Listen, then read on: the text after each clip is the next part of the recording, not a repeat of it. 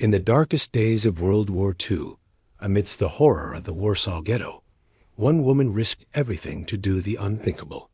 Her name was Irena Sendler, and she was a social worker who became a hero.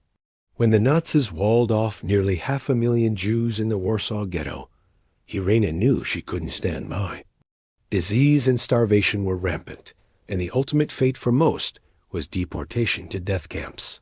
Irena, a Polish Catholic, obtained a pass to enter the ghetto under the pretense of fighting typhus. But her real mission was far more dangerous. She began smuggling children out. It started with orphans, but soon parents were begging her to save their children, making the heartbreaking choice to part with them in the hope they might survive. Irena and her network of brave volunteers used every method imaginable. They carried babies out in toolboxes and coffins. They guided older children through sewers and secret passages in ambulances. Each escape was a life-or-death gamble. Once a child was safely out, they were given a new identity, a new name, and placed with a Polish family, a convent, or an orphanage. But Irena promised herself and the parents that she would one day reunite them. So she kept a secret record. On thin strips of tissue paper, she wrote down the child's original name and their new identity. She couldn't risk the list falling into the wrong hands. So she placed these precious slips of paper into glass jars and buried them in a neighbor's garden, under an apple tree. This was her buried treasure, a hidden archive of lost identities, a promise of a future. In total, Irena and her network saved around 2,500 children.